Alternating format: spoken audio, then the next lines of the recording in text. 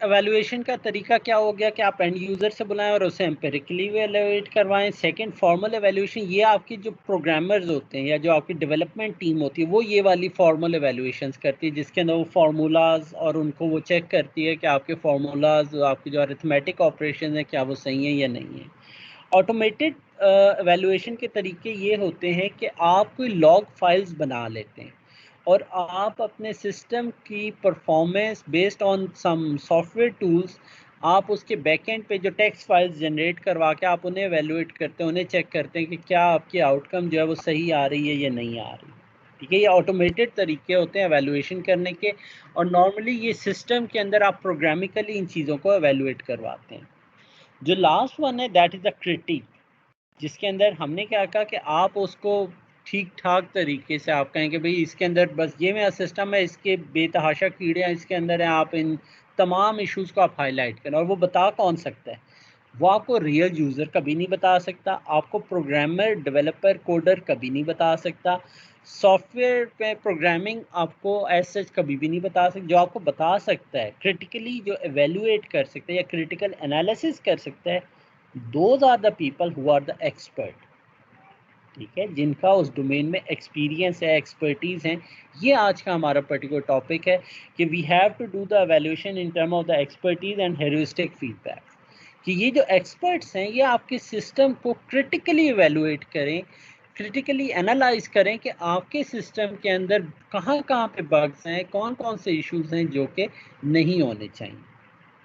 ठीक है, अब इसमें हमने एवेल्युएशंस के अंदर दो मेन किस टाइप्स कहते हैं कि जी आपकी हैं। एक है कि जी एक्सपर्ट एवेल्युएशन और दूसरी है पार्टिसिपेंट यूज़र बेस्ड एवेल्युएशन। ये यहीं पे ही है। अगर मैं लास्ट स्लाइड पे बताऊं तो जो एम्पेरिकल एवेल्युएशन वो यूज़र बेस्ड एवेल्युएशन है, और एक्सपर्ट एवेल्युएशन जो आज के हमारे लेक्चर में मौजूद है तो वो आपके पास एक्सपर्ट एवेल्युएशन वो ये मौजूद है। यूज़र एवेल्युएशन से पहले आप एक्सपर्ट एवेल्युएशंस करवाते हैं। ठीक है, अगर आपने एक सिस्टम बना लिया है तो बजाय कि आप स्ट्रेट अवे आप ले जाएं एंड यूज़र के पास और उससे पूछें कि इसमें क्या मसले हैं या क्या मसाइल हैं, बेहतर ये है कि after you come up with the prototype, उस प्रोटोटाइप को आप एक्सपर्ट से एवेल्युएट करवाएं। ठीक है, और उसके अंदर हमने कहा कि ये आज का पर्टिकुलर टॉपिक है कि एक्सपर्ट एवेल्युएशन में हम लोग हेरिस्टिक एवेल्युएशन और कॉग्निटिव वॉक थ्रू, ये दो किस्म की एवेल्युएशन टेक्निक्स हम इनके बारे में जिक्र करेंगे।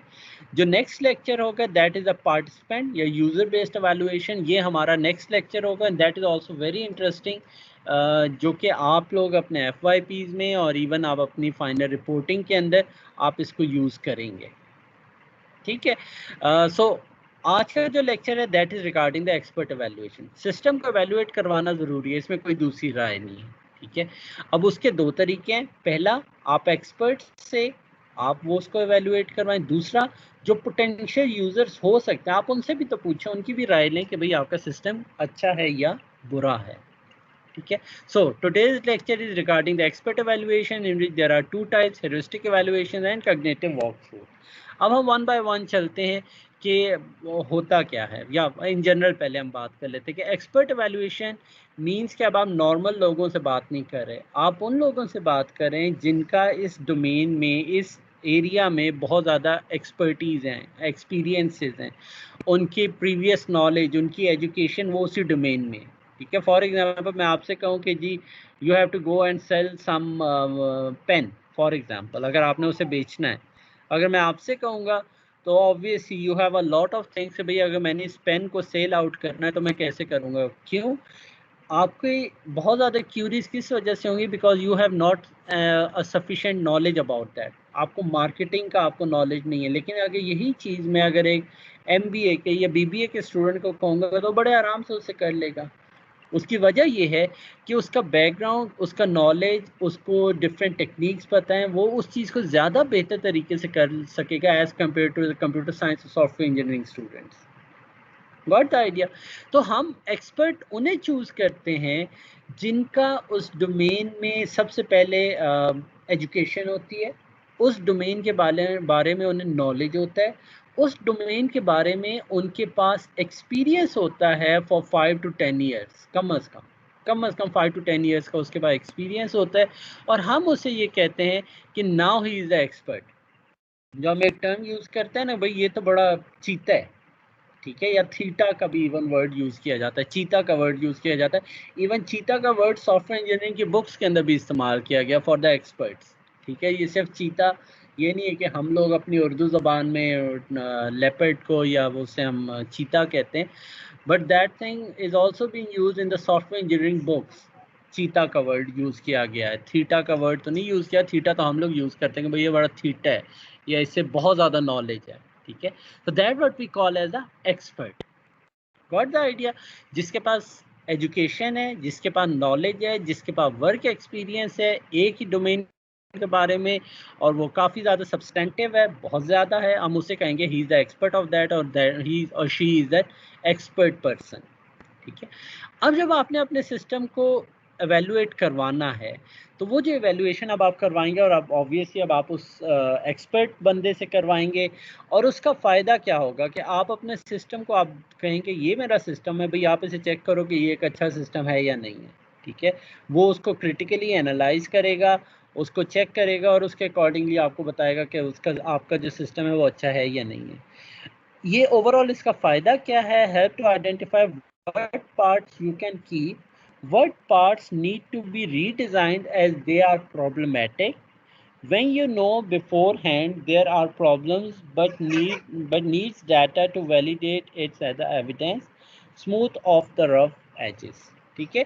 तो इसमें क्या है ओवरऑल, वो अब आपका फ़ायदा क्या हो रहा है? आपको आपके सिस्टम के बारे में पहले से ही, जब आपने उसे एंड यूज़र को नहीं दिखाया, आपने एंड यूज़र को नहीं दिखाया और उससे पहले ही वो आपको रफ एंड टफ एजेस बता देता है कि भाई यहाँ यहाँ पे मसले मसाइल हैं आपके सिस्टम में, ये चीज़ें हैं जो कि बड़ी अच्छी हैं, ये वो चीज़ें हैं जिनमें इम्प्रूवमेंट्स चाहिए। तो before the evaluation with the end user या बिफोर द लॉन्च, आपको पहले ही एक सेकंड ओपिनियन मिल गई, ठीक है। और उस सेकंड ओपिनियन से क्या हुआ, जो एक्सपर्ट ने आपको चीज़ें हाईलाइट की हैं, आप उन मसले मसाइल को या जो इश्यूज हैं आप उनको रिजॉल्व कर लें, दैट इज़ वेरी गुड, ठीक है। तो इसका ओवरऑल फ़ायदा होता है। अब इसके अंदर दो टाइप्स हमने बात की, हेरिस्टिक्स और कॉग्निटिव वॉक थ्रू की। ये दो इसके अंदर टाइप्स हैं। हम सबसे पहले बात करेंगे हेरिस्टिक्स वॉक थ्रू, हेरिस्टिक्स एवेल्युएशंस की। आपको याद हो, ये हम लोगों ने लैब के अंदर ये चीज़ ऑलरेडी की हुई है, ठीक है। हेरिस्टिक्स एवेल्युएशन जिसके अंदर हमने 10 डिफरेंट हेरिस्टिक्स बताई थी नेल्सन के बारे में, और नेल्सन ने उन्हें बनाया था। और हमने, अगर आपको याद हो, कुछ हमने इंटरफेसेस के अगेंस्ट हमने डिस्कस किया था कि ये जो हेरिस्टिक्स हैं कहाँ पे वो फेल हो रही हैं और कहाँ पे फेल नहीं हो रही, ठीक है। और most usability engineering methods will contribute substantively to the usability of an interface, ठीक है। यूजिबिलिटी इंजीनियरिंग पूरा ये, अगर मैं आपकी सॉफ्टवेयर इंजीनियरिंग की बात करूं, तो सॉफ्टवेयर इंजीनियरिंग की तरह ये यूजिबिलिटी इंजीनियरिंग भी वैसे ही है कि इसके अंदर प्रॉपर मेथड्स, प्रॉपर तरीके डिफाइंड किए जाते हैं how to evaluate the usability. कि ये नहीं है कि जस्ट मैं ये चाह रहा हूँ कि मैं आपके सिस्टम को बताऊँ भाई वो इस्तेमाल के काबिल नहीं है।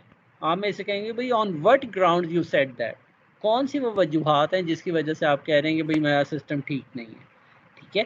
तो इससे हम यूजिबिलिटी इंजीनियरिंग इस वजह से कहते हैं क्योंकि इसमें well defined method, well defined तरीक़ाकार मौजूद हैं जिसके अकॉर्डिंगली आप यूजिबिलिटी असेस कर सकते हैं, ठीक है, किसी भी इंटरफेस के बारे में, ठीक है। और ऑब्वियसली इनको हम अप्लाई करते हैं हेरिस्टिक एवेल्युएशन में। इसे हम discount usability engineering method, overall इसे हम बहुत ज़्यादा वो नहीं कहते कि बहुत इस पे हमारे पैसे लगेंगे, ठीक है। आप 2 से 3 एक्सपर्ट्स को, 4 एक्सपर्ट्स को आप बुलाते हैं, हायर करते हैं, और उनके अकॉर्डिंगली आप उनसे पूछ लेते हैं। और इन्हें भी इवन आप हायर भी इस तरह नहीं करते कि फुल टाइम, आप इन्हें सिर्फ उस प्रोडक्ट को एवेलुएट करने के लिए, उस प्रोटोटाइप को एवेलुएट करने के लिए कुछ टाइम के लिए आप सिर्फ हायर करते हैं। मीन्स आप उन्हें एक टोकन मनी सा दे देते हैं, भाई आप ये करेंगे I will pay you some amount of this thing. ये नहीं है कि आप 40 घंटे के लिए आप उसे हायर कर लेंगे, नहीं। हायरिंग का मतलब यहाँ पे ये है कि you give some token money to valuate your system. जैसे ही आपके सिस्टम की वैल्यूएशन ख़त्म होगी, आप उससे पे बैक करेंगे, आप पैसे देंगे, आप कहेंगे भाई अल्लाह हाफिज़, अब आप जा सकते हैं। Got the idea. तो तभी इससे हम कहते हैं it's a discounted usability engineering method. इससे बहुत ज़्यादा पैसा नहीं लगता, ठीक है, जस्ट अ टोकन मनी जो आके आप एक्सपर्ट को देते हैं। स्मॉल सेट ऑफ एवेलुएटर्स, नॉर्मली ये आपके पास 3 से 5 एवेलुएटर्स होते हैं। अगर आपको वहाँ पर भी याद हो, उस लैब में भी हमने 3 से 5 आपके ग्रुप्स बनवाए थे इन द लैब, और उसमें मैं कहा था कि ग्रुप्स में बैठ के अब आप इसे एवेलुएट करें, पहले इंडिविजुअली, लेकिन लास्टली पे हमने कहा था कि आप उसे कंबाइन करके एक वो चार्ट वगैरह बनाएं, ठीक है। तो नॉर्मली हमारे पास जो एवेलुएटर्स, ये नहीं कि 500 आप एवेलुएटर से कहें मैं जी 500 एवेलुएटर से जो कि एक्सपर्ट हैं इस डोमेन के, उनसे मैं राय लूँगा, ऐसा हो ही नहीं सकता। इतने ज़्यादा एवेलुएटर कहाँ से लेके आएंगे, तो इनका नंबर बहुत कम होता है, एवेलुएटर ढूंढना बड़ा मुश्किल काम होता है। तो स्मॉल सेट 3 से 5 एवेलुएटर इज़ मोर देन सफिशेंट, क्योंकि ये एक्सपर्ट्स होते हैं इस डोमेन में, बहुत आसानी से ये मिलते भी नहीं है। Easy can taught half day seminar, आप उन्हें हाफ डे सेमिनार बता दें या उसके अंदर आप उन्हें बुला लें, थोड़ी सी उन्हें इंट्रोडक्शन दे दें, और देन लास्टली आप उनसे उनकी फीडबैक ले लें after showing your system. Fast about a day for most evaluators, एक आध दिन के अंदर, वो एक आध दिन भी ये मैं ज़्यादा बता रहा हूँ, एक आध घंटे के अंदर वो आपको बता देते हैं भाई आपकी जो प्रोटोटाइप है वो कहाँ पे स्टैंड करती है या उसकी क्या हालात हैं, ठीक है ना। ऑब्वियसली इट्स अ चीप वे, ठीक है, जैसे हमने शुरू में ही कहा था कि it's a discounted usability engineering, ये सस्ता सा काम है। आप कुछ टाइम के लिए किसी को रिक्वेस्ट करते हैं, आप उसे कोई टोकन मनी देते हैं और ही और she can work for you for that period of time. How does it work, इसके अंदर क्या होता है कि एवेलुएटर्स हैं use the checklist of basic usability heuristics. अगर आपको याद हो, वो 10 डिफरेंट हेरिस्टिक्स थी, जिसमें फ्रीडम एंड कंट्रोल की थी हेरिस्टिक्स, विजिबिलिटी की हेरिस्टिक्स थी, डॉक्यूमेंटेशन की हेरिस्टिक्स, इस तरह की 10 हेरिस्टिक्स थी। अगर अभी भी आपको याद नहीं है तो आप निल्सन के 10 हेरिस्टिक्स आप देख सकते हैं। तो वो जो 10 हेरिस्टिक्स हैं, those are the well defined check list, ठीक है। वो 10 हैं, 10 से 11 नहीं किसी ने की हुई है, ठीक है। वो 10 हैं, तो आपने उन्हीं 10 के अगेंस्ट ही आपने उन्हें फीडबैक देनी है, ठीक है। तो एवेलुएटर के पास वेल डिफाइंड चेकलिस्ट मौजूद होती है, जो कि 10 हेरिस्टिक्स हमने देखी थी, और उन्हीं के अगेंस्ट उसने फीडबैक देनी होती है। उसके बाद क्या है कि जब वो हेरिस्टिक्स आपने उसे एक दफ़ा याद दहानी के लिए आप बता देते हैं, दिखा देते हैं कि भाई ये 10 हेरिस्टिक्स हैं, इसके अगेंस्ट आपने इस सिस्टम को एवेलुएट करना है। उसके बाद क्या है कि एवेलुएटर 1 से 2 दफ़ा वो आपके सिस्टम को देखेगा। फर्स्ट पास में वो ओवरऑल फ्लो और जनरल स्कोप वगैरह देखेगा कि ओवरऑल आपका सिस्टम कैसा है। देन सेकंड पास में या सेकंड लेवल पे वो देखेगा कि वो जो उसने जो चेकलिस्ट बनाई है ये यूजिबिलिटी हेरिस्टिक्स की, जो 10 हेरिस्टिक्स थी निल्सन की, उनको वो रेफर करेगा वन बाय वन, और वो देखेगा कहाँ पे कौन सी हेरिस्टिक्स वायलेट हो रही हैं। गॉट द आइडिया कि फर्स्ट फेज में वो देखेगा ओवरऑल सिस्टम कैसा है, देन वो जो 10 डिफरेंट हेरिस्टिक्स थी, जो गाइडलाइंस थी, उन गाइडलाइंस के अगेंस्ट वो उसे मैप करेगा कि कहाँ कहाँ पे किस किस इंटरफेस पे कौन कौन से इश्यूज आ रहे हैं, और देन उनको वो करेगा। लास्टली क्या है, अगर आपको भी याद हो कि हमने ये किया था, जो तमाम एवेलुएटर्स हैं वो आपस में कम्युनिकेट करेंगे, ठीक है, कॉमन प्रॉब्लम्स को हाईलाइट करेंगे, और लास्टली क्या करेंगे, वो एक चार्ट सा बना लेंगे कि कौन कौन सी हेरिस्टिक्स हैं वो जो कि उनकी सिविरिटी बहुत ज़्यादा है, और वो कौन सी हेरिस्टिक्स हैं जो कि ज़्यादातर एवेलुएटर्स ने हाईलाइट की हैं, ठीक है। तो उसके अगेंस्ट वो पे रिपोर्ट करेंगे। यूजिबिलिटी हेरिस्टिक्स में अगर आपको याद हो, जो हमने वो कुछ देखी भी थी, ये ओरिजिनल हेरिस्टिक्स हैं, ये हम उस पे चले जाते हैं जो हमने एक्चुअली देखी थी। ये प्रीवियस थी, लेकिन उसी को एक्सटेंडेड वर्जन या जो ज़्यादा डिटेल्ड है वो 10 डिफरेंट हेरिस्टिक्स, ये तमाम चीज़ें उसमें भी मौजूद है, इसलिए हम फिलहाल इसी को ही डिस्कस कर लेते हैं। Visibility of the system status, ये हमने देखा था, match between system and the real world, कि क्या आपका जो लैंग्वेजेस वगैरह हैं वो जो यूज़ की जा रही हैं जो रियल वर्ल्ड में, वो ऐसा तो नहीं है कि वो कंप्यूटर जनरेटेड लैंग्वेजेस यूज़ कर रहा हो या मशीन लैंग्वेज यूज़ कर रहा हो, तो वो ऐसा नहीं होना चाहिए। User control and freedom, user के पास कंट्रोल होना चाहिए रीडू का, अनडू का, क्लियर का, एग्जिट्स का, तो ये तमाम चीज़ें इसके पास मौजूद होनी चाहिए। कंसिस्टेंट होना चाहिए in term of layout, in term of content as well, जो इसके अंदर इंफॉर्मेशन है और जो उसका विजिबिलिटी है या उसका लेआउट, मैं कहूँगा विजिबिलिटी नहीं कहूँगा, लेआउट कहूँगा, उसका जो लेआउट है इन टर्म ऑफ टेक्स्ट, टेबल्स, तो वो तमाम का तमाम लेआउट, उसके कलर स्कीम्स वगैरह वो कंसिस्टेंट होने चाहिए। लेआउट के अलावा उसकी जो इन्फॉर्मेशन है वो भी कंसिस्टेंट होनी चाहिए कि जो पहले पेज पे इन्फॉर्मेशन है मोर और लेस वैसी ही इन्फॉर्मेशन सेकंड पेज पे मौजूद हो। ये ना हो कि कम्प्लीटली डिफरेंट वे से एक तो रिप्रेजेंट की जा रही है और डिफरेंट इन्फॉर्मेशन हो, ऐसा नहीं होना चाहिए। कहीं ना कहीं किसी न किसी हद तक को रिलेटेड चीज़ें होनी चाहिए। एरर प्रिवेंशन होनी चाहिए सिस्टम में। इसके अलावा रिकग्निशन नॉट रिकॉल, इसके अंदर जो मेनली चीज़ है कि मेमोरी को कम करने के लिए, मेंटल वर्कलोड को कम करने के लिए उसके अंदर जस्ट किसी भी चीज़ को रिकग्नाइज कर ले रादर के वो चीज़ों को रिकॉल करे।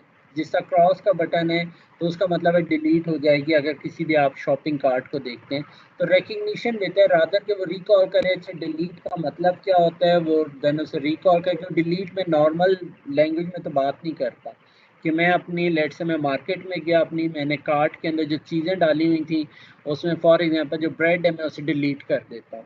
ऐसा वर्ड तो कभी भी यूज़ नहीं किया गया और अगर मैं रियल वर्ल्ड में या रियल शॉपिंग में बात करूँ। लेकिन जैसे वो डिजिटल शॉपिंग में आती है तो डिलीट का बटन वहाँ पे मौजूद है, ठीक है। तो उसके अंदर वहाँ पे बजाय कि मैं रिकॉल करूँ कि अच्छा डिलीट हो कैसे सकती है, वहाँ पे मैं एक लेट से क्रॉस का बटन लगा दूँ तो वो रिमूव आइटम का या मैं कर दूँ तो वो ज़्यादा बेहतर होगा एज़ कम्पेयर टू मैं वहाँ पे डिलीट लिखूँ, ठीक है। फ्लेक्सिबिलिटी एंड एफिशिएंसी, आपका सिस्टम फ्लेक्सिबल होना चाहिए और एफिशिएंट होना चाहिए, टाइम बहुत ज़्यादा नहीं लगना चाहिए और फ्लेक्सिबल हो। नॉर्मल लोगों के लिए ज़्यादा ये बहुत कॉम्प्लेक्स ना हो, लेकिन जो एक्सपर्ट हैं उस डोमेन के उनके पास शॉर्टकट्स मौजूद हो। मीन्स के एक ही तरीका का कार के लिए, एक ही काम करने के लिए आपके पास 2-3 डिफरेंट वर्जन होने चाहिए कि आप 2-3 डिफरेंट तरीक़ों से एक ही टास्क परफॉर्म कर सकें, ठीक है। एक्सपर्ट के लिए वो टास्क मुख्तलिफ होगा और बाकियों के लिए ऑब्वियसली वो टास्क मुख्तलिफ होगा, ठीक है। एंड एफिशिएंसी ऑब्वियसली टाइम कम से कम, जितना टाइम कम होगा उतना सिस्टम आपका एफिशिएंट होगा। जितना टास्क कंप्लीशन टाइम कम होगा उतना ही आपका जो सिस्टम है वो एफिशिएंट होगा। जितना टास्क कंप्लीशन टाइम ज़्यादा होगा उतना ये एफिशिएंट नहीं होगा, ठीक है। Aesthetics and minimalist design, aesthetics obviously उसकी लुक एंड फील वगैरह, और उसके अंदर जो कंटेंट है वो कम से कम मौजूद हो, जो उसमें से नेसेसरी कंटेंट है वही मौजूद हो, ओवरबर्डन नहीं होना चाहिए। Help user diagnose and recover from errors, ये भी हमने देखा था कि अगर कोई एरर हो जाती है, यूज़र है, इंसान है, इंसान ने गलती करनी है, अगर इंसान ने गलती कर दी है तो आपका सिस्टम उसे डायग्नोज भी करे और उसको ये फैसिलिटी दे कि वो रिकवर कर सके एरर से, ठीक है। ये सिस्टम के अंदर ये फीचर मौजूद होना चाहिए कि एंड यूज़र ने, ठीक है, वो उसने गलती कर दी है, सो व्हाट, अब आप ये तो नहीं है कि आप वहाँ पे उसे पनिश करेंगे, अब वहाँ पे अब आप उससे ये करेंगे कि आप उससे अगर उसने गलती कर दी है तो वो रिकवर कर सके। Help and documentation the last one, कि आपका सिस्टम इस्तेमाल करने के लिए अगर मैं नया यूज़र हूँ तो मुझे वहाँ पे सपोर्ट मौजूद होनी चाहिए। सब तरीके से हो सकती है, इसके हमने डिफरेंट तरीके देखे थे। हेल्प एंड डॉक्यूमेंटेशन के जो तरीके इस्तेमाल किए जाते हैं कि हेल्प एंड डॉक्यूमेंटेशन के पूरी गाइड्स मौजूद होती हैं, एक तरीका। दूसरा तरीका, उसमें कॉन्टैक्ट अस की इन्फॉर्मेशन होती है जिस पे आप उन्हें डायरेक्टली मैसेज कर सकते हैं, ईमेल कर सकते हैं और जो एंड यूज़र जो उस जगह पे बैठा होता है वो आपको उसमें हेल्प कर सकता है, आपको बता सकता है, दूसरा तरीका। तीसरा तरीका ये है कि आप वहाँ पर चैट बॉट्स का इस्तेमाल कर लें। चैट बॉट्स का मतलब ये है कि अगर मैं हर बंदे की क्यूरी देने के लिए मैं अकेला, यानी 2-4 बंदे, हर आउट ऑफ 1000 लोगों की क्यूरीज आ गई हैं तो 2-3 बंदे तो उन्हें आंसर नहीं कर सकते। वहाँ पर आपकी चैट बॉट्स हों जो कि मोस्ट कॉमन किस्म की जिनकी क्यूरीज वगैरह हैं, उनके अकॉर्डिंगली उनसे वो बातचीत करे और वो इस तरीके से बात करे कि उन्हें एंड यूज़र को ये फ़ील हो कि बैक एंड पे एक ह्यूमन ही है जो उन्हें रिस्पॉन्ड कर रहा है, ठीक है। जो कि चैट बॉट्स वगैरह इस्तेमाल किए जाते हैं जिसमें नेचुरल लैंग्वेज प्रोसेसिंग और वो तमाम चीज़ें शामिल हो जाती हैं। तो help and documentation should be there in your system, ठीक है। उसके बाद हमने ये उसी तरीके की मोर और लेस और 8 गोल्डन रूल्स हैं कि ये निल्सन के अलावा जो लोगों ने बताई हैं वो इस किस्म की हैं। स्ट्राइव फॉर कंसिस्टेंसी, ये वही कंसिस्टेंसी जो हमने लास्ट में देखी थी वही है। Enable shortcut for frequent user, ये वही है जो हम लोगों ने कहाँ पे हमने बात की थी, यूज़र नहीं, फ्लेक्सिबिलिटी। ठीक है, ये फ्लेक्सिबिलिटी हम लोगों ने निल्सन में बात की थी, तो वही चीज़ है कि enable shortcuts for frequent user, means कि वही फ्लेक्सिबल होना चाहिए। इंफॉर्मेटिव फीडबैक होनी चाहिए। Design dialogs to yield closure, overall dialogs और उस शक्ल में मौजूद होने चाहिए। एरर प्रिवेंशन, एरर हैंडलिंग होनी चाहिए। Permit easy reversal for actions, easiness वगैरह होनी चाहिए। Support user locus of control, वही जो हम लोगों ने यहाँ पे भी बात की थी, जिसके अंदर यूज़र कंट्रोल एंड फ्रीडम। ठीक है, ये वही चीज़ है। और इसी तरीके से रिड्यूस मेमोरी लोड, ये भी हम लोगों ने यहाँ पे बात की थी। Recognition not recall. ठीक है, तो ये तकरीबन वही चीज़ है, but these are 8 golden rules. ये भी हेरिस्टिक्स हैं। अब इट डिपेंड्स कि आप कौन से हेरिस्टिक्स उन्हें कहते हैं कि वो उसका इस्तेमाल करें। अब evaluated process step through the design several things, इसमें हम कहें एग्जामिन डिटेल्स फ्लो एंड जो सबसे पहला टास्क है, ठीक है, कि आपने ओवरऑल सिस्टम को देखना है। वो कैसे देखेगा expert? Examine the detail flow and architecture of the system. Overall वो सिस्टम को एट द एब्स्ट्रैक्ट लेवल देखेगा कि आपका सिस्टम कैसा है। ठीक है, concert list of usability principle. Second level पे वही जो 10 यूजिबिलिटी प्रिंसिपल्स, गाइडलाइंस, हेरिस्टिक्स, जो आपकी चेक लिस्ट है वो आप उनके साथ कंबाइन करेगा। ठीक है, उसके बाद अब आप यहाँ पे ये प्रिंसिपल या जो यूजिबिलिटी प्रिंसिपल्स है, आप क्वेश्चन ये आता है कि भाई कौन से प्रिंसिपल्स आपने 8 गोल्डन रूल्स यूज़ करने हैं, निल्सन का यूज़ करना है, तो आप स्पेसिफाई करेंगे भाई 10 हेरिस्टिक्स बाय निल्सन जो हैं वो इस्तेमाल किए जाएंगे। ठीक है, और देन उसके बाद आप कैटेगरी डिफाइन करेंगे किस कैटेगरी में आपने इन हेरिस्टिक्स को चेक करना है। For example specific heuristics for design goals, competitive analysis, existing design. आपने उन तमाम के ऊपर आपने उनको कैटेगरीज डिफाइन कर देंगे कि भाई ये हेरिस्टिक किस तरीके से ये अप्लाई किए जा सकते हैं। और देन आपने वॉयलेशंस बतानी है कि ये जो 10 हेरिस्टिक्स आपने बताए हैं कहाँ कहाँ पे ये मसले या वॉयलेशंस आ रही हैं। अगर आपको याद हो हम लोगों ने इसमें डिफरेंट सिवियरिटी लेवल्स भी बताए थे कि उसका severity level from 1 to 4, from 0 to 4 था कि वो कितना डेंजरस है। ठीक है, बेस्ड ऑन दैट आप बताते हैं कि भाई अगर इतना डेंजरस है तो इससे तो हल करना बहुत ज़रूरी है। अगर कोई माइनर्स हैं तो ठीक है, अगर वो छोड़ भी देते हैं तो इतना मसला नहीं। अगर वो डेंजरस लेवल की प्रॉब्लम्स हैं या वायलेशंस हैं, then you have to redesign and fix the problem. Then आपको उनको फिक्स करना ज़रूरी है। ठीक है, लास्टली ये आपको याद होगा एग्जैक्टली वही चीज़ है कि आप तमाम चीज़ों को आप कंबाइन कर लेते हैं। 3 से 5 जो आपके एवेल्यूएटर्स होते थे, आप उन्हें 3 से 5 एवेल्यूएटर्स को लेके आप उसके अकॉर्डिंगली आप ये चार्ट बना लेते हैं और उस चार्ट में आप प्रॉब्लम्स एक तरफ लिख लेते हैं और एक तरफ ये एवेल्यूएटर्स लिख देते हैं। तो ये जो एवेल्यूएटर्स हैं, अगर आप ये देखें जो first, second, third and fourth, ये वाली प्रॉब्लम मोर और लेस तमाम एवेल्यूएटर्स ने आइडेंटिफाई की हुई है। ठीक है, लेकिन अगर मैं ये वाली बात करूं जो ये वही प्रॉब्लम है जो कि शायद सिर्फ एक एवेल्यूएटर, 2 एवेल्यूएटर ने की, शायद ये इतनी ज़रूरी नहीं है। ये जो सेकंड प्रॉब्लम है ये भी सिर्फ 2 ने की, ये इतनी ये बहुत नोटिसेबल नहीं है। अगर मैं वर्ड यूज़ करूं कि ये नोटिस नहीं की जा रही, अगर आप इन्हें कर लें तो ठीक है, अगर ना भी करें तो वो ठीक है, वो नोटिस नहीं हो रही। लेकिन ये जो बाकी प्रॉब्लम है जो कि तमाम एवेल्यूएटर्स ने हाईलाइट किया, you have to fix that, आपको उनको फिक्स करना ज़रूरी है। ठीक है, उसी का उसने यहाँ पे चार्ट भी बनाया हुआ है। नंबर ऑफ एवेल्यूएटर्स उसने बता दिए, 3 से 5 वैसे नॉर्मली लिखे जाते हैं, लेकिन इसमें 0, 5, 10, 15 और यहाँ पे ओवरऑल उसने बता दिया कि यूजिबिलिटी प्रॉब्लम्स कितनी आ रही। तो अगर आप देखें राउंड अबाउट 10 एवेल्यूएटर्स के बाद आपका मोर और लेस कॉन्स्टेंट ग्राफ है। ठीक है, और इवन अगर मैं यहाँ से बात करूँ तो 75 टू फॉर एग्जांपल 80% या 85%, नॉट मोर देन दैट, इतने ये कि 5 से 10 करते हैं, मीन्स के डबल अगर आप नंबर ऑफ एवेल्यूएटर्स कर देते हैं तो उसमें से 75 to 80% ही आपकी से 5% ही ओवरऑल चीज़ें बेहतर हो रही हैं। तो इसका क्या मतलब है 3 to 5 एवेल्युएटर का सफिशिएंट, क्योंकि तकरीबन आपकी 75% प्रॉब्लम नजर आ जाती है। उसके बाद अगर 5 से 10 भी करते हैं तो मोर और लेस 80%, और उसके बाद तो कांस्टेंट सही होते हैं। आप 10 से 15 कर लें, 20 एवेल्युएटर्स कर लें, तो वो बहुत ज़्यादा चेंज नहीं आएगा आपकी नंबर ऑफ जो आपने प्रॉब्लम्स आइडेंटिफाई की।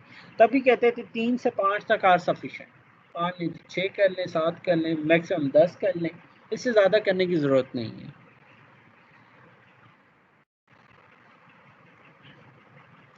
अब इसमें इन्होंने ये बताया कि भाई हेरिस्टिक एवैल्यूएशन और यूज़र टेस्टिंग में कैसे फ़र्क है। ये हमने पहले ही देखा था कि हेरिस्टिक एवैल्यूएशन जो है वो फास्टर होती है।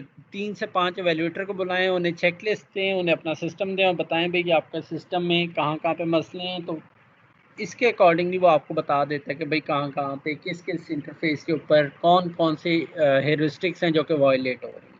ठीक है, वो बड़ी वेल डिफाइंड प्रिंसिपल्स हैं, वेल डिफाइंड गाइडलाइंस हैं, वेल डिफाइंड हेरिस्टिक्स हैं। ठीक है, उनके अगेंस्ट वो आपको फीडबैक दे देता है।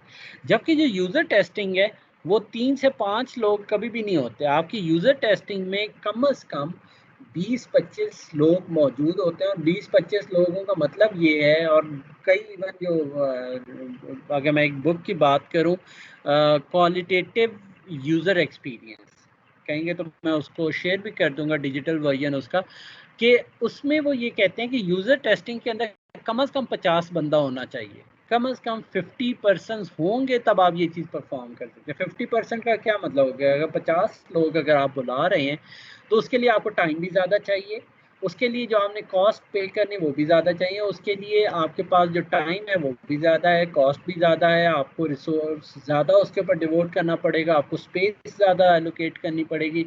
मीन्स के हर तरीके से जो आपकी यूज़र टेस्टिंग है, क्योंकि उसमें नंबर ऑफ़ पार्टिसिपेंट ज़्यादा हो जाते हैं, उस पर ओवरऑल आपकी तमाम चीज़ें वो भी बढ़ जाती हैं। टाइम, कॉस्ट, रिसोर्स, स्पेस, वो तमाम चीज़ें भी उसमें ज़्यादा बढ़ जाती हैं।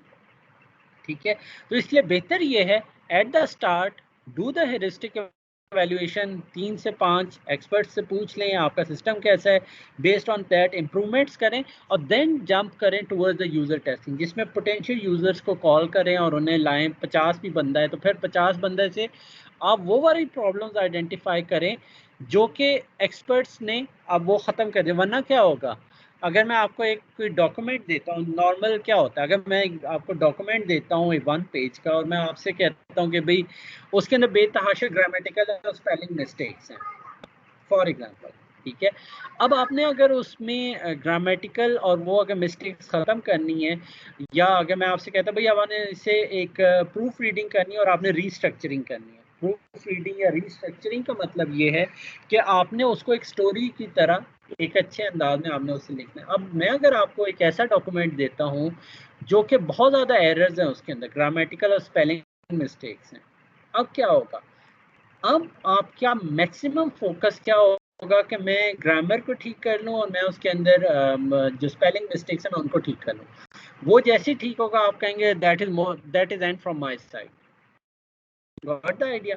तो ये जो स्पेलिंग और ग्रामेटिकल मिस्टेक हैं ये एंड यूजर क्यों निकाले, ठीक है, ये आपके पास एक्सपर्ट्स हों जो कि ये तमाम चीज़ें निकाल दें, और जब मैं आपके बीइंग अ यूज़र टेस्टिंग करूं तो यूज़र सिर्फ उसको प्रूफ रीडिंग करे या उसको कंबाइन करने की कोशिश करे।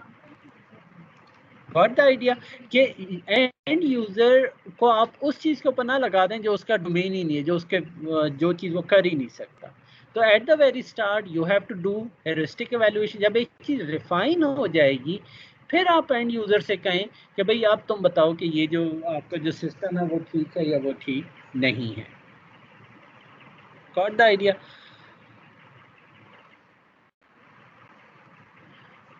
Shortcoming of the heuristic evaluation: identify the usability problems without indicating how they are to be fixed. Overall क्योंकि ये हेरिस्टिक्स के अगेंस्ट आपको बता रहा होता है कि भाई कहाँ कहाँ पे मसले आ रहे हैं, ओवरऑल इनकी फिक्सेशन के बारे में नहीं पता होता कि भाई इन्हें कैसे ठीक करना है। क्योंकि वो एक्सपर्ट होता है, वो आपको फीडबैक दे तो सकता है, लेकिन ज़्यादा इस वक्त हम लोग कोशिश ये कर रहे होते हैं कि वो मसलों को हाईलाइट करें।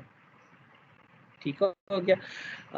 Ideas for the appropriate redesign have to appear magically in the heads of the designer on the basis of their sheer creative powers. ठीक है, दिस इज द थिंग कि उसने मसले तो आपको बता दिए, ठीक है, कि मसले कहाँ पे। अब ये डिज़ाइनर की जिम्मेदारी है कि उन मसलों को कैसे रिजॉल्व करे, ठीक है। अब ये उसका पार्ट है कि उसने उसे, अदरवाइज क्या होगा, अगर इसने आपको तरीके भी बता दिए एक्सपर्ट ने, होगा क्या ये, या एक और मैं अगर आपको एग्जांपल दूं कि जिसका जो खुदा है वो एक है, एक से ज़्यादा खुदा होते तो क्या होता,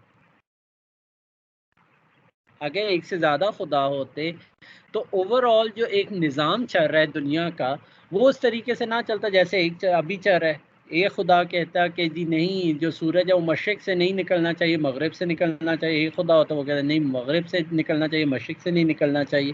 जो तो दिस इज द पाकिस्तान का थिंग। हाल है वो चले वो तो बाहर आ, ठीक है। तो यहाँ पे भी इस एग्जाम्पल का देने का सर ये मतलब है कि अगर आप अपना जो कंट्रोल है, अपना जो आपने सिस्टम आपने डिज़ाइन किया ना, अगर आप अपने सिस्टम डिज़ाइन को किसी और के हाथ में दे देते कि भाई अब आप इसके अंदर मसले भी बताओ और बताओ ये ठीक भी कैसे होंगे, तो जो एक आपने एक स्टोरी लाइन बनाई थी, आपने जो एक थीम सोची हुई थी, वो थीम उसके मुताबिक हो जाएगी, वो आपके मुताबिक ख़त्म हो जाएगी। तो इसमें आप लिमिटाइज करते हैं, ठीक है भाई, वो एक्सपर्ट होगा अपने वहाँ पे होगा या अपने ऑफिस में होगा, अपने घर में होगा, तो आपने उससे फीडबैक लेनी थी, आपने उससे प्रॉब्लम्स आइडेंटिफाई कराने थे, उसने आपको प्रॉब्लम्स बता दी। Now is the time for the designer, ये अब डिज़ाइनर का काम है, वो बताएगा कि भाई कहाँ कहाँ पे अब मैंने इन्हें ठीक कैसे करना है, by keeping all the things in his mind, जिस तरह उसने पहले चीज़ों को डिज़ाइन किया था उसी चीज़ को जहन में रखते हुए उन प्रॉब्लम्स को अब वो रिजॉल्व कर लेगा। अब इसमें कॉन्ट्रडिक्शन नहीं आएगी, व्हाट द आइडिया। तो इसलिए आप एक्सपर्ट को आप थोड़ा सा लिमिट आए, आप सिर्फ उसे कहते हैं प्रॉब्लम्स बताए, ना कि वो उसके फिक्सेशन भी बताए, उसको ठीक कैसे करना है ये उसे पूछने की ज़रूरत नहीं है आपको, सिर्फ प्रॉब्लम्स बता दे, हम उसका हिसाब किताब खुद कर लेंगे, ठीक है। अब फेजेस ऑफ हेरिस्टिक एवेल्युएशन ये वही चीज़ है, इसमें बहुत ज़्यादा मैं डिटेल में नहीं जाता। प्री एवेल्युएशन ओवरऑल आप दिखाते हैं एक्सपर्ट को, वो आपके सिस्टम को देखता है, एवेल्युएट करता है। उसके बाद आपके पास जो गाइडलाइंस हैं, उन गाइडलाइंस के अकॉर्डिंगली सिविरिटी लेवल्स देखता है। ये 0 to 4 वही सिविरिटी लेवल्स हैं जो हमने लैब में भी किए थे कि I don't agree that this is a problem at all, ठीक है, अगर वो 0 कह देता है। और 4 अगर मैं कहूँ कि यूजिबिलिटी कैटस्ट्रॉफ है, इसमें क्या है कि आपको ये वाली अगर उसकी सिविरिटी लेवल 4 है कि ये डिज़ास्टर्स लेवल पे है, ठीक है, आपको इसको फिक्स करना ज़रूरी है। इवन जो लेवल 3 पे भी है वो भी हाई प्रायोरिटी पे है, इसे भी फिक्स करना ज़रूरी है, ठीक है। लेवल 0 एंड 1 पे ठीक है अगर हैं तो इतना मसला नहीं है, लेकिन अगर वो लेवल 3 एंड 4 की तरफ आ जाता है या 2, 3, 4 की तरफ, तो इस तरह की प्रॉब्लम्स को सॉल्व करना बहुत ज़रूरी है, ठीक है। इसके बाद जब आपने ये चीज़ कर ली तो उसके बाद डिब्रीफिंग करें, रिव्यू एंड डिज़ाइन टीम, उसके बाद डिज़ाइन टीम जाने, उनका काम जाने, ठीक है। अब इसमें सबसे पहले शो सिस्टम स्टेटस है। ये मेरे ख्याल में हम लोगों ने ऑलरेडी किए हुए हैं, ठीक है। ओवरऑल जस्ट ये वही 10 हेरिस्टिक्स हैं अगर आपको याद हो। शो सिस्टम स्टेटस जैसे यहाँ पे इशारा है तो वो आपको बताया कि भाई रेड है तो रेड का मतलब क्या, रुकना है या चलना है। अगर सिस्टम कोई एक्शन परफॉर्म कर रहा है तो वो आपको नज़र आना चाहिए कि भाई सिस्टम इस वक्त कोई प्रोग्रेस कर रहा है, कोई काम कर रहा है, ठीक है। इसी तरीके से फेमिलियर मेटाफोर्स एंड लैंग्वेजेस वगैरह, ओवरऑल जो फेमिलियर किस्म के डिजिटल कंटेंट्स हैं या जो लैंग्वेजेस हैं, वो इस्तेमाल की जाएं जो इंसान समझ सकता है, वो ना इस्तेमाल की जाएं जो कि इंसान नहीं समझता, ठीक है। इसी तरह user control and freedom, user के पास इख्तियार हो कि वो अनडू करना चाहता है, रीडू करना चाहता है, एग्जिट करना चाहता है, तो इस तरह के तमाम इख्तियारात उसके पास मौजूद होने चाहिए, ठीक है।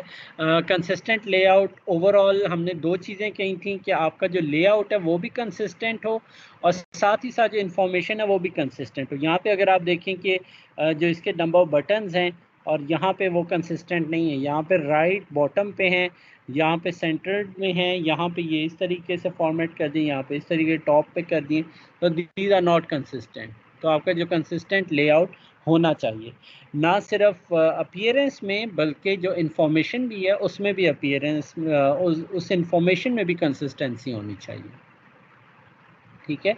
इन्फॉर्मेशन में कंसिस्टेंसी का मतलब क्या है किसी को अगर लेआउट का तो समझ आ गया, वो हमारा ये है कि आपका जो लेआउट है वो कंसिस्टेंट होना चाहिए, कलर स्कीम, उसके अलावा आपके जो फॉन्ट्स, वो तमाम चीज़ें ओवरऑल कंसिस्टेंट होनी चाहिए। इंफॉर्मेशन का मतलब ये है कि आपकी जो इंफॉर्मेशन आप जो डिस्प्ले कर रहे हैं वो ये ना हो कि एक तरफ आप एक वेब पेज अगर आपने बनाया हुआ है फॉर एग्जांपल कंप्यूटर साइंस का, ठीक है, और उस कंप्यूटर साइंस के वेब पेज के अंदर आप आर्ट्स एंड ह्यूमैनिटीज़ के अगर कंटेंट डाल देंगे तो उससे क्या होगा, वो अब इनकन्सिस्टेंसी आ जाएगी। इंफॉर्मेशन वो भी ठीक है, लेकिन जब आपका जो वेब पेज था या जो आपका सिस्टम था वो सिर्फ कंप्यूटर साइंस के बारे में बता रहा था, तो वहाँ पे आर्ट्स एंड ह्यूमैनिटीज़ का कोई जिक्र नहीं होना चाहिए, ठीक है। तो इसका क्या मतलब है, वो इंफॉर्मेशन इनकन्सिस्टेंट है। तो आपका अगर कंप्यूटर साइंस के बारे में बात हो रही है तो सिर्फ कंप्यूटर साइंस या सॉफ्टवेयर इंजीनियरिंग की ही डिसिप्लिन उसमें मौजूद हैं, ना कि उसके अंदर मैनेजमेंट साइंसेज या उनको भी शामिल किया जाए, ठीक है। तो इंफॉर्मेशन भी आपकी कंसिस्टेंट होनी चाहिए। इनको ओवरऑल देख लीजिए, बहुत मुश्किल नहीं है। ओवरऑल वही एरर प्रिवेंशन वगैरह है, क्या कोई एरर आ गई तो उसे बताए कि भाई एरर किस किस्म की। अब यहाँ पे अगर आप एरर देखें तो वो इस तरीके से समझ वगैरह ऐसे नहीं आ रही। I know what this file is, but if it is offered me a preview, I would be clear. ठीक है, उसने अब ये एक एरर बता दी है, the following file already exists, ठीक है, दिस इज एन एरर। लेकिन अब यहाँ पे बजाय उसका मुझे नाम बताए, मुझे क्या पता इस नाम का, ये नंबर्स का क्या मतलब है, .jpg। तो यहाँ पे इसकी जगह एक प्रीव्यू मुझे दिखा देता वो ज़्यादा बेहतर था, ठीक है। तो एरर प्रिवेंशन वगैरह भी होनी चाहिए, प्रिवेंट कंफ्यूजिंग फ्लो। ओवरऑल इसके अंदर अगर आप इसे पढ़ें ना, yes have unsaved data on the page, click OK to go back and save or cancel to continue। अब इस सेंटेंस का बिल्कुल भी समझ नहीं आ रही कि ये कहना क्या चाह रहा है, ठीक है। अगर मैंने अब वो एक सेव करना था बटन या अपने डॉक्यूमेंट को सेव करना था, अगर वो मुझे इस किस्म का मैसेज दे देता है कि you have unsaved the data, अब इसका क्या अनसेव्ड डाटा का क्या मतलब है on this page, click okay to go back and save. अगर मैं सेव करना चाहता हूँ ओके करूँ, कैंसिल टू कंटिन्यू। अब कैंसिल टू कंटिन्यू का क्या मतलब है कि क्या ये ऑटोमेटिकली सेव हो जाएगा, नहीं होएगा, तो इट्स अगेन वो चीज़ इतनी क्लियर नहीं है। प्रिवेंट बैड इनपुट, जिस तरह फाइंड HCI, इसने यहाँ पे लिख दिया कि HCI है इन एंटायर डॉक्यूमेंट, और इस तरह की जो पर्टिकुलर हैं कि वो आप ये बता सकते हैं कि जो इनपुट है वो पर्टिकुलरली गलत ना हो। फॉर एग्जांपल अगर मैं आपसे कहूँ कि जिस तरीके से आपके पास वो मौजूद होता है कि आपने क्वांटिटी, अगर आपको याद हो जाए, मैंने बिल्कुल फर्स्ट लैब में किया था कि क्वांटिटी आपने लिखनी है, वहाँ पे टेक्स्ट बॉक्स मौजूद है, तो किसी भी आइटम की क्वांटिटी आप 1 2 3 4 की जगह आप HCI लिख दें, टेक्स्ट फील्ड आप कुछ भी लिख सकते हैं, तो obvious it's a bad input, ठीक है। तो कोशिश करें कि आप उसको रिस्ट्रिक्ट करें, आप उसको बताएं कि पर्टिकुलरली आपकी जो टेक्स्ट फील्ड है वो नॉर्मली टेक्स्ट फील्ड के लिए ही इस्तेमाल हो, ठीक है। इसी तरीके से और भी ये डिफरेंट एग्जांपल, इनको देख लीजिएगा, इतने ये मुश्किल नहीं है। ओवरऑल ये वही फॉर्म्स वगैरह के हिसाब से हैं, डिफरेंट एग्जांपल्स हैं कि अगर आपने डेट ऑफ बर्थ करनी है, टाइम एंटर करना है या कोई टेक्स्ट एंटर करना है, तो what should be a better approach.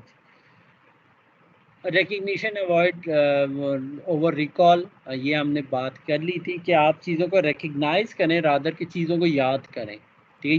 याद का मतलब ये नहीं है कि उसका रट्टा लगाएं, याद करने का ये मतलब है कि आप अपनी प्रीवियस जो आपकी मेमोरीज हैं आप उनमें रिकॉल ना आपको करना पड़े किसी भी चीज़ को इस्तेमाल करने के लिए, वो ये पहले आपको सोचना ना पड़े कि भाई आपने कैसे ये इस चीज़ का इस्तेमाल करना है, ठीक है। आप चीज़ों को देखें और साथ ही आपको आइडिया हो जाए what you have to do. For example मैं अगर आपसे कहूँ कि अगर कोई डोर है और उस पर पुश एंड पुल लिखा हुआ है, तो उस पे बजाय कि पुश एंड पुल लिखा हो, बेहतर ये है कि वहाँ पे मुझे कोई साइन बना दिया जाए हैंड का कि you have to push that, ठीक है। इवन पुश एंड पुल भी वो भी ठीक है, ठीक है। लेकिन अगर वहाँ पे मैं कोई और टर्म यूज़ कर लेता हूँ और उससे मुझे रिकॉल करना पड़ता है या कोई ऐसी चीज़ सोचनी पड़ती है, तो obviously that is not good enough. Flexibility and efficiency, इसके अंदर हमने कहा था कि फ्लेक्सिबिलिटी के अंदर एक ही टास्क करने के बाद मल्टीपल तरीके मौजूद होने चाहिए। टास्क एक ही है, फॉर एग्जांपल आपने कोई भी आपने जो इमेज है या आपने फॉर एग्जांपल टेक्स्ट है आपके पास वर्ड के ऊपर, तो उस वर्ड के ऊपर अगर आपने उस टेक्स्ट को बोल्ड करना है या टैलिक करना है, तो एक तो तरीका है मैं फ़ॉन्ट से जाके उसे करूँ, या दूसरा तरीका है कि उसी के ऊपर मुझे एक छोटा सा मेन्यू विजिबल हो जाता है, अगर मैं उसकी सिलेक्शन करता हूँ वहाँ से मैं कर दूँ, या मैं उसे पावर फीचर को यूज़ करता हूँ कंट्रोल आई, या मैं पर्टिकुलर कंट्रोल आई हो गया या कंट्रोल बी हो गया, उसके अकॉर्डिंगली मैं उसे इटैलिक या बोल्ड कर सकूँ। Means I have flexibility of the same task in different ways. अब ये यूज़र के ऊपर है, यूज़र अगर नॉविस है तो वो किसी चीज़ को यूज़ करेगा, पावर फीचर्स की तरफ जाएगा। अगर वो पावर यूज़र या वो नहीं है, अगर एक्सपर्ट नहीं है, तो देन वो ठीक है, वो सिंपल मेन्यूज़ के थ्रू चला जाए। ठीक है। एंड एफिशिएंसी, ऑब्वियसली आपके सिस्टम के ऊपर जो टास्क परफॉर्म किए गए वो एफिशिएंट होने चाहिए, बहुत ज़्यादा टाइम कंज्यूमिंग नहीं होनी चाहिए। ठीक है, वही बात है कि आप मेन्यू से करें या आप जिस तरीके से भी कर सकते हैं। Aesthetic and minimalist design, overall look and feel वगैरह इसकी बेहतर होनी चाहिए, बहुत ज़्यादा ओवरबर्डन नहीं होना चाहिए। ये डिफरेंट एग्जांपल्स के साथ इसको उसने डिस्कस किया। और recognise, diagnose and recover from error, ये इसमें जो भी एरर वगैरह आपको नज़र आ रही है उस एरर को कोई भी यूज़र जो है वो उसे एक तो जो प्रॉब्लम है वो क्लियरली डिफाइन होनी चाहिए, उसे नज़र आनी चाहिए भाई मसला किस वजह से हुआ है, ये कहाँ पे मसला हुआ है। अब अगर मसला हो गया है तो आपका जो सिस्टम है उसे डायग्नोज कर सके और रिकवर कर सके। ठीक है, तो ये ना हो कि अगर ठीक है किसी यूज़र ने एरर कर दिया है बाय मिस्टेक, तो आप ये नहीं है कि आपका सिस्टम उसे प्रोलॉन्ग या लिंगर ऑन करता जाए और चलाता जाए टिल द उसके बाद कोई सेफ एग्जिट्स नहीं है या उसे वो रिकवर नहीं कर सकता। तो इस तरह की भी चीज़ें मौजूद आपके सिस्टम में होनी चाहिए। हेल्प एंड डॉक्यूमेंटेशन, ऑब्वियसली इसके ऊपर हमने डिस्कशन कर चुके हैं कि कोई भी टास्क करने के लिए डिफरेंट हेल्प के प्रोसीजर्स मौजूद होने चाहिए कि कोई टास्क करना तो कैसे करें। जिस तरह आप कोई भी डिवाइस परचेज़ करते हैं, स्मार्टफोन या कोई भी, तो उसके साथ एक मैनुअल आता है जो बहरहाल हम कभी भी नहीं देखते, लेकिन वो मैनुअल्स वो पर्टिकुलर हेल्प एंड डॉक्यूमेंटेशन के लिए ही इस्तेमाल किया जाते हैं कि आपने इस डिवाइस को या इस सिस्टम को या इस हार्डवेयर सिस्टम को आपने कैसे इस्तेमाल करना है। तो हेल्प एंड डॉक्यूमेंटेशन मौजूद होनी चाहिए। सॉफ्टवेयर के अंदर जो मैनुअल्स हैं वो नॉर्मली डिजिटल फॉर्म में ही मौजूद होते हैं, पीडीएफ फॉर्म में मौजूद होते हैं, या वहाँ पे आपके हर फील्ड के अगेंस्ट आपको असिस्ट किया जाता है। फॉर एग्जांपल आपने डेट ऑफ बर्थ एंटर करनी है तो कई जगह पे लिखा जाता है DD/MM/YYY। ठीक है, तो इसका मतलब है कि आपने कितने कैरेक्टर्स आपने डेट में डालने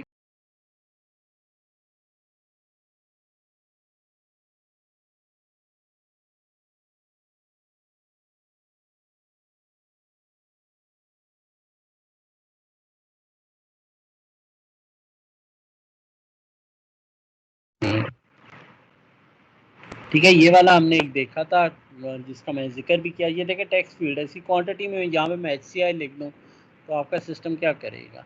ये that was the very worst thing जो कि हमने देखा था। रिमूव करने के लिए यहाँ पे एक चेक बॉक्स था, लेकिन अब मैं अगर चेक बॉक्स क्लिक किया है तो इसे यहाँ पे जाके मैं रिफ़्रेश करता था, सो ऑन सो फोर्थ, इस तरह के इसके अंदर बहुत ज़्यादा इश्यूज़ थे। ठीक है, तो ये रेड कलर, अब there is a problem with your order, problem कहाँ पे है वो हमें नहीं पता। तो this is just the same example जो हम लोगों ने देखी थी।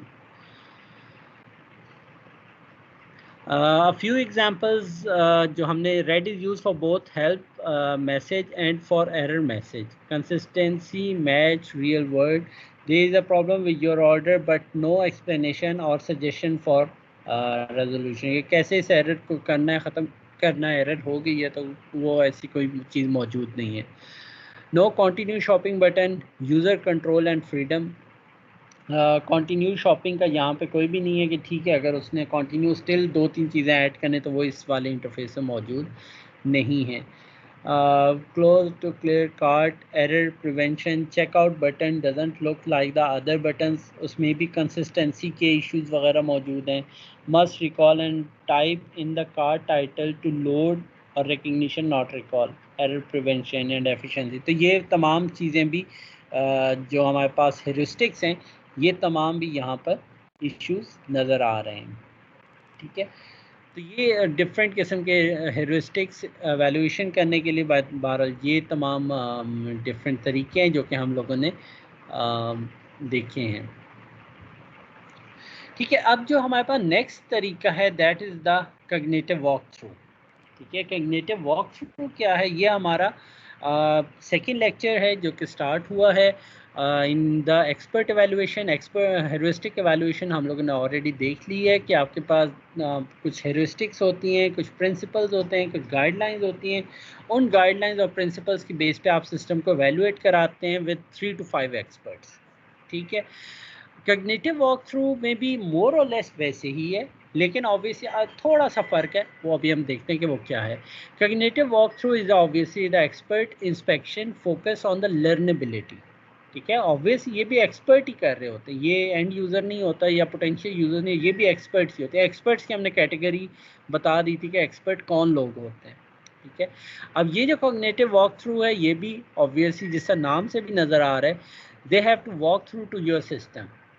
एक्सपर्ट ने ओवरऑल आपके सिस्टम को देखना है और उनका जो मेन फोकस होगा वो लर्नेबिलिटी के ऊपर है कि क्या आपका सिस्टम आसानी से सीखा जा सकता है या नहीं सीखा जा सकता, जिसे हम एक्सप्लोरेटरी लर्निंग कहते हैं. User tend to love learning to by exploration. ठीक है, वॉक थ्रू का मतलब कि वो आपके सिस्टम में जाके वो वॉक थ्रू करते हैं, ओवरऑल एक्सपीरियंस करते हैं आपके सिस्टम को, और उसमें ये चीज़ देखता है कि क्या वो आसानी से आपका सिस्टम सीखा जा सकता है या सीखा नहीं जा सकता.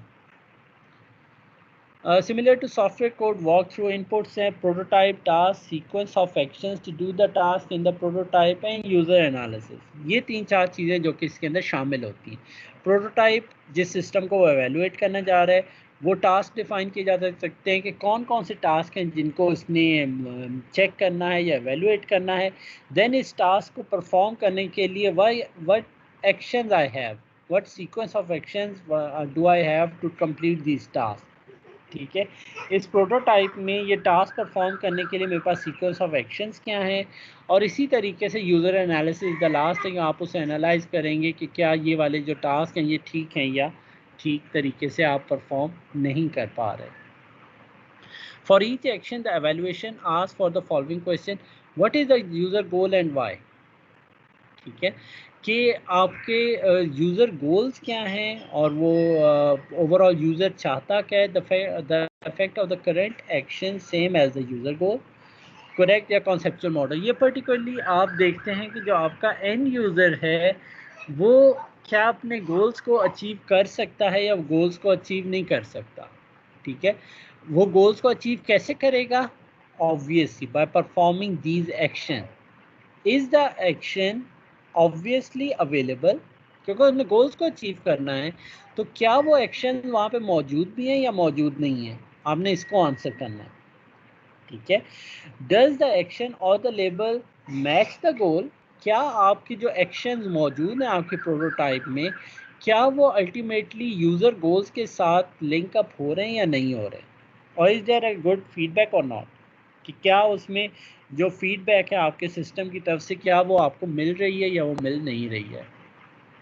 ठीक है, और ये आप हर एक्शन के लिए, जिस समय कहा था ना कि उस टास्क को परफॉर्म करने के लिए आपका सीक्वेंस ऑफ एक्शंस है, आपने उन एक्शंस को, हर एक एक्शन को आपने इन क्वेश्चंस के अगेंस्ट आपने असेस करना है कि क्या ये यूज़र गोल को मीट करते हैं नहीं करते, क्या वो जो एक्शन हैं वो अल्टीमेटली गोल्स की तरफ जाएंगे या नहीं जाएंगे, क्या वो एक्शन अवेलेबल हैं भी आपके सिस्टम में या नहीं है, क्या वो एक्शन वो आपके अल्टीमेटली गोल्स के साथ मैप हो रहे हैं या नहीं हो रहे, क्या वहाँ पे फीडबैक वगैरह जो सिस्टम की है वो मौजूद है या नहीं है. फॉर एग्ज़ाम्पल, अब यहाँ पे अब ये आपके पास एक एग्जांपल है. आपने टास्क क्या है, set the alarm clock at 8:30. अब आपने एक अलार्म लगाना है 8:30 के मुताबिक. ठीक है, अब अगर यहाँ पे आप देखें तो मेरे पास डिफरेंट बटन वगैरह मौजूद हैं। मेरे पास यहाँ पे टाइम आ रहा है 10:52, यहाँ पे सेट का बटन है, यहाँ पे ऑफ का बटन है, यहाँ पे एम है, आवर्स हैं, सेकेंड्स एंड ऑफ का बटन है। तो ये मेरे पास डिफरेंट एक इंटरफेस है एक क्लॉक का, ठीक है। अब मैंने इस क्लॉक पे अलार्म लगाना है, दैट इज़ 8:30। जहन में रखिएगा, I am focusing on the sequence of actions, ठीक है। What sequence of actions are required? इस घड़ी में मेरा क्या जो मेन टास्क था, 8:30 का मैंने अगर अलार्म लगाना था, तो दैट कौन कौन से सीक्वेंस ऑफ एक्शंस मुझे चाहिए टू अप्लाई दिस 8:30 अलार्म। अगर मैंने 8:30 का अलार्म लगाना है तो इस 8:30 का अलार्म लगाने के लिए कौन से सेट ऑफ स्टेप्स मुझे चाहिए कि या सेट ऑफ या सीक्वेंस ऑफ एक्शंस चाहिए टू अप्लाई 8:30 अलार्म। इसके लिए स्टेप 1 अगर मैं करूं, press the power button label, यानी कि आप ये पावर बटन को प्रेस करें विद द पावर सिंबल। ये मेरा पावर सिंबल का बटन है, मैं इसको प्रेस करता हूँ, दैट इज़ माई स्टेप 1, ठीक है। Step 2, press the set alarm hours button labelled H, कि मैं आवर को चेंज करने के लिए मैं इस एच के बटन को यहाँ पे मैं प्रेस करूँ, और उससे क्या होगा, मेरा जो आवर्स का है, क्योंकि मैंने इसे 10:52 हुए हैं, मैं यहाँ पे 8 या 8:30 का मैं अलार्म लगाना चाहता हूँ। सबसे पहले मैं अपने आवर को मैं चेंज करूँ, that is my step 2। Step 3 क्या है कि press the arrow button until the desired our is shown, ठीक है। कि यहाँ पे वो क्या कह रहा है कि यहाँ पे आप एरो बटन को प्रेस करें, this is my arrow button, आप इस एरो बटन को प्रेस करते जाएं जब तक कि यहाँ पे 6 है, 7 होगा, 8 होगा, 9 होगा, 10 होगा। तो हम लोग 6 के बाद 7 एंड 8, क्योंकि आवर्स बटन मुझे 8 तक चाहिए, तो मैं इसे 2 टाइम्स यहाँ पे प्रेस करूँ, दैट इज़ माई स्टेप 3। इससे क्या हुआ कि मेरे आवर्स जो हैं वो 8 पे आ चुके हैं। Press the set alarm minutes before labelling M, ठीक है। अब अगर मेरा 8 आ चुका है स्टेप 3 में, अब मैं एम को क्लिक कर दूँ, ठीक है। जो एम का बटन है कि अब मैं मिनट्स को चेंज करना चाहता हूँ, तो इसमें भी एम के मिनट्स में क्या होगा कि मेरे पास यहाँ पे इसमें लेवल पे आ चुका हूँ। एम में मेरे पास 00 मेरे पास मिनट्स आ गए। मैं दोबारा से एरो को प्रेस करना शुरू कर दूंगा, करता जाऊँगा अनटिल आई रीच 30, ठीक है। जैसे ही 30 हो गया, अब मैं क्या करूँगा कि अलार्म सेट का जो मैं बटन है, अब मैं उसको सेट कर दूंगा। The minutes have been set, at the end press the set button. जो आपके पास सेट का बटन है जो कि यहाँ पे नज़र आ रहा है, आप ये प्रेस कर देंगे और वो अलार्म जो है वो आपका सेट हो जाएगा। Got the idea. अब इसमें अगर आप चीज़ देखें, कॉग्निटिव वॉक थ्रू में क्या चीज़ थी, मैंने आपसे कहा कि कॉग्निटिव वॉक थ्रू नाम से ये चीज़ नज़र आ रही है कि you have to allow the expert to walk into your system, ठीक है। वॉक इन का मतलब ये है कि वो आपके सीक्वेंस ऑफ एक्शंस को एनालाइज करेगा कि क्या आपकी सीक्वेंस ऑफ एक्शंस ठीक है या नहीं है। सीक्वेंस ऑफ एक्शंस के लिए मैंने आपको एक एग्जांपल दी कि हमने 8:30 का अलार्म लगाना है, तो उसके लिए आप पहले पावर बटन प्रेस करते हैं, देन आवर्स का बटन प्रेस करते हैं। आवर्स पहले 6 थे, तो आप 2 दफ़ा प्रेस करके आप उसे 8 तक लेके गए। देन आपने मिनट्स का बटन प्रेस किया, मिनट्स 00 मौजूद थे शुरू में, आप उसे 30 टाइम प्रेस किया तो वहाँ पे 30 आ गया। जब वो आ गया तो उसके बाद आपने पे सेट का बटन प्रेस कर दिया और आपका इस तरीके अलार्म सेट हो गया।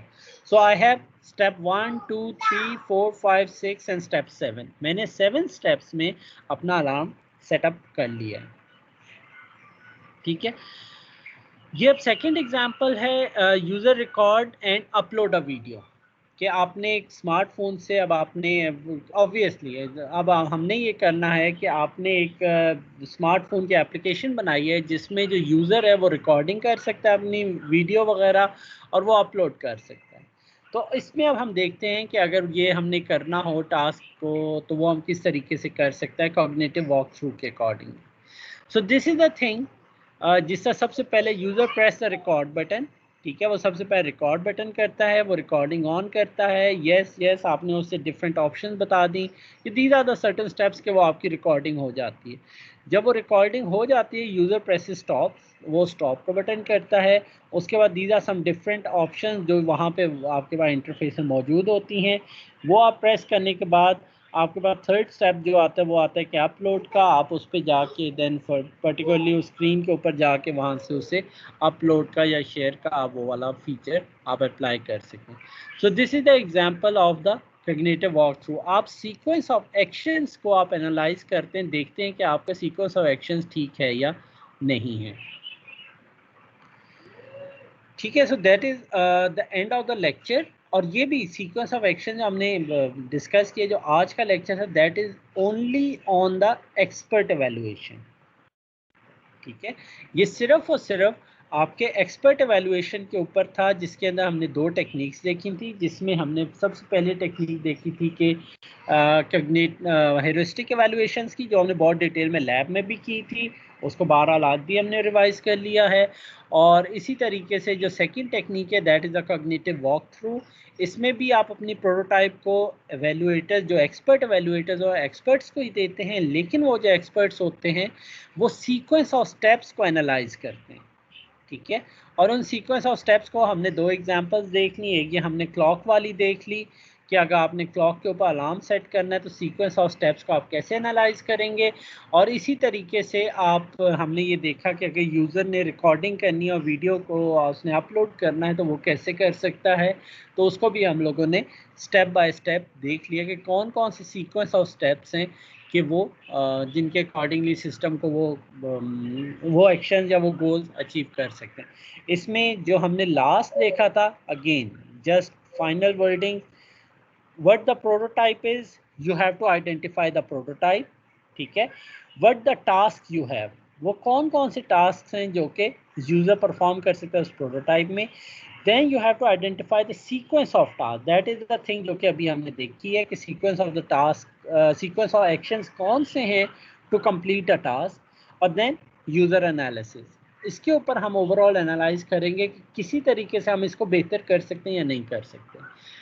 अब हेरिस्टिक एवेल्युएशन में और कॉग्निटिव वॉक थ्रू में फ़र्क क्या है? बड़ा एक वाज़ेह सा फ़र्क है। वाज़ेह फ़र्क ये है कि उस पे आप सिर्फ़ और सिर्फ वो जो 10 गाइडलाइंस थी उनके अगेंस्ट ही आप प्रॉब्लम्स को मैप करते हैं और प्रॉब्लम्स बताते हैं कि प्रॉब्लम्स कहाँ पे मौजूद हैं। ठीक है, ओवरऑल आप वो बताते हैं। कॉग्निटिव वॉक थ्रू में क्या है, यहाँ पे भी एक्सपर्ट ही है। यहाँ पे जैसे फ़र्क आ रहा है, फ़र्क ये आ रहा है कि यहाँ पे आप सीक्वेंस ऑफ एक्शंस को एनालाइज करते हैं। आप हर एक एक्शन को देखते हैं कि आपका एक्शन एक बेहतर एक्शन है या आपका एक्शन एक बेहतर एक्शन नहीं है। Got the idea? और इससे आप सीक्वेंस ऑफ एक्शंस के अगेंस्ट ही आप फिर असेस करते हैं, एनालाइज करते हैं कि आपका सिस्टम क्या एक बेहतर सिस्टम है या आपका सिस्टम एक बेहतर सिस्टम नहीं है। जी, किसी का कोई क्वेश्चन हो, कोई क्यूरी हो तो पूछ सकता है।